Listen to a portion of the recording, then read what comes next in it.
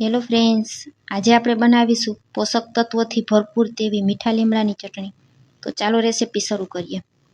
આ ચટણી બનાવવા માટે સૌથી પહેલાં આપણે આ રીતે એકદમ સરસ તાજો મીઠો લીમડો હોય તેવો લઈ લેવાનો છે. બધા જ લીમડાના પાનને આપણે ડાળખીથી અલગ કરી દેશું.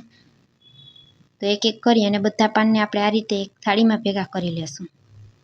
અને હવે બધા પાનને ધોઈ અને સાફ કરી લેવાના છે. આ ચટણીને તમે સ્ટોર કરી અને ફ્રીજમાં 1 મહિના સુધી પણ રાખી શકશો અને ફ્રીજ વગર પણ 8 દિવસ સુધી ચટણી એવી ને એવી રહેશે. હવે એક પેનમાં આપણે 2 મોટી ચમચી જેટલું તેલ ગરમ કરવા રાખી દેશું. તેલ ગરમ થઈ જાય એટલે તેમાં ધોઈને રાખેલા મીઠા લીમડાના પાન ઉમેરી દેશું અને તેને તેલ સાથે સાંતળી લેશું. ગેસની ફ્લેમને ધીમી રાખી અને 2 મિનિટ સુધી આ રીતે લીમડાના પાનને સાંતળી લેવાના. પાન થોડા ક્રિસ્પી થઈ જાય ત્યાં સુધી આપણે તેને સાંતળી લેશું, જેથી કરી અને ચટણીને આપણે લાંબો સમય સુધી સ્ટોર કરી શકીએ. મીઠા લીમડામાં ભરપૂર માત્રામાં આયરન હોવાથી તે આપણા વાળને ખૂબ જ મજબૂત બનાવે છે, ખરતા અટકાવે છે અને સફેદ વાળ થતાં પણ અટકાવે છે. તો હવે તમે જોઈ શકશો પાન એકદમ સરસ સંતળાઈ ગયા છે. હવે તેને આપણે એક પ્લેટમાં કાઢી લેશું. હવે એ જ પેનમાં 2 મોટી ચમચી જેટલું તેલ ઉમેરી દેશું અને તેલ એકદમ સરસ ગરમ થઈ જાય ત્યાં સુધી તેને થવા દેશું. તેલ ગરમ થઈ જાય એટલે તેમાં થોડા સિંગદાણા ઉમેરી દેશું. સિંગદાણા એકદમ સરસ ક્રિસ્પી થઈ જાય ત્યાં સુધી તેને તળી લેશું. તો ફ્રેન્ડ્સ, નૈણા કોઠે મીઠા લીમડાનું સેવન કરવામાં આવે ને તો શરીરમાં ક્યારેય પણ લોહીની ઉણપ થતી નથી. અથવા તમે 1 ચમચી જેટલો મીઠા લીમડાનો પાવડર બનાવી અને રોજ નૈણા કોઠે પીશો તો ડાયાબિટીસ, કોલેસ્ટ્રોલ જેવી બીમારીઓને પણ નિયંત્રણમાં લાવી શકાય છે. આયુર્વેદમાં મીઠા લીમડાના ખૂબ જ ગુણધર્મો ધરાવેલા છે. સિંગદાણા એકદમ સરસ તળાઈ ગયા છે. તો હવે 10 થી 15 જેટલી લસણની કળી ઉમેરી દેશું અને તેને પણ એકદમ સરસ તેલમાં સાંતળી લેશું. જો તમે લસણ ન ખાતા હોય તો આ સમયે લસણ સ્કીપ પણ કરી શકાય છે. લસણનો પણ થોડો કલર ચેન્જ થઈ જાય ત્યાં સુધી આપણે તેને તળી લેશું. ત્યાર પછી તેમાં આપણે 1 મોટી ચમચી જેટલું જીરું ઉમેરી દેશું અને જીરાને પણ એકદમ સરસ તેલ સાથે સાંતળી લેશું. જે રીતે વિડીયોમાં બતાવેલું છે એ જ મુજબ એક એક કરી અને બધી વસ્તુ ઉમેરવાની છે. બધી વસ્તુને તળાતા અલગ અલગ સમય લાગે છે, તો એકી સાથે બધું નથી ઉમેરી દેવાનું. હવે તમે જોઈ શકશો જીરું પણ તેલમાં એકદમ સરસ સંતળાઈ ગયું છે. આ રીતે બધી વસ્તુ સંતળાઈ જાય ત્યાર પછી આપણે તેમાં 8 થી 10 જેટલા સૂકેલા લાલ મરચાં ઉમેરી દેશું અને તેને પણ તેલ સાથે સાંતળી લેશું. મરચાંને આ રીતે સૌથી છેલ્લે ઉમેરવાના છે. મરચાંને તળાતા બિલકુલ વાર નહીં લાગે. પહેલાં સાથે ઉમેરી દેશો તો મરચાં તરત તેલમાં બળી જશે.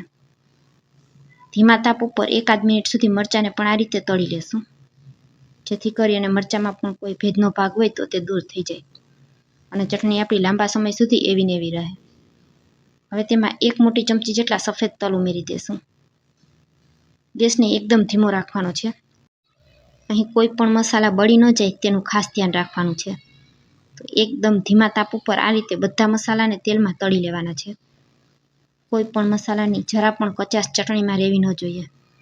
ત્યાર પછી આપણે 2 મોટી ચમચી જેટલું સૂકા કોપરાનું છીણ ઉમેરી દેશું અને અડધી મિનિટ સુધી તેને પણ તેલમાં સાંતળી લેશું. ટોપરાને શેકાતા જરા પણ વાર નથી લાગતી, તો તેને આ રીતે સૌથી છેલ્લે ઉમેરવાનું છે. તો હવે તમે જોઈ શકશો બધી વસ્તુનો થોડો એવો કલર ચેન્જ થઈ ગયો છે. હવે તેમાં 5 ચમચી જેટલી હિંગ ઉમેરી દેશું. હિંગ ઉમેરી અને તરત જ આપણે આ રીતે એક વખત ચમચાથી મિક્સ કરી અને હવે ગેસને બંધ કરી દેવાનો છે. તો તમે જોઈ શકશો બધી વસ્તુ તેલમાં એકદમ સારી રીતના સંતળાઈ ગઈ છે અને બધી વસ્તુનો કલર પણ થોડો બદલાઈ ગયો છે. હવે બધી જ વસ્તુને પંખા નીચે આ રીતે ઠંડી કરી લેવાની છે. બધું એકદમ સરસ ઠંડુ થઈ જાય ત્યાર પછી આપણે તેને મિક્સર જારમાં ઉમેરી અને પીસી લેશું. ગરમ ગરમ નહીં પીસવાનું. 5 થી 7 મિનિટ પછી બધી વસ્તુ એકદમ સરસ ઠંડી થઈ ગઈ છે. તો મિક્સર જાર લઈ અને બધી વસ્તુ એકી સાથે મિક્સર જારમાં ઉમેરી દેશું. ત્યાર પછી આપણે જે પેલા મીઠા લીમડાના પાનને તળીને રાખેલા હતા તેને પણ સાથે ઉમેરી દેશું. એકી સાથે બધા આ રીતે પાન ઉમેરી દેવાના છે. હવે તેમાં અડધી ચમચી જેટલું મીઠું ઉમેરીશું. ઢાંકણ ઢાંકી અને બધી વસ્તુને પીસી લેશું. તો તૈયાર છે મીઠા લીમડાની એકદમ સ્વાદિષ્ટ અને પોષક તત્વોથી ભરપૂર તેવી ચટણી. દરરોજ જમવામાં 1 ચમચી ચટણીને તમે સર્વ કરી અને રોજ ઉપયોગ કરશો તો તમને પેટની કોઈ પણ સમસ્યા હોય, ગેસ, અપચો કે એસિડિટીમાં ખૂબ જ ઝડપથી રાહત મળશે.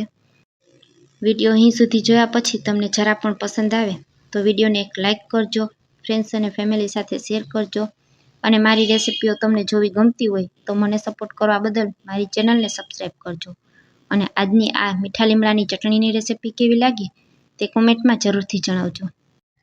ચટણીને લાંબા સમય સુધી સ્ટોર કરવા માટે આપણે આ રીતની એક કાચની બરણી લઈ લેશું. બરણીમાં ભરી અને તેને ફ્રીજમાં રાખી દેશું તો 1 મહિના સુધી આ ચટણી બગડશે નહીં અને ફ્રીજ વગર પણ 7 થી 8 દિવસ સુધી આ ચટણી બહાર પણ એવી ને એવી રહેશે. તો ફ્રેન્ડ્સ, ફરી મળીશું આવી જ એક નવી રેસિપી સાથે. ત્યાં સુધી સૌને મારા જય માતાજી. Thanks for watching.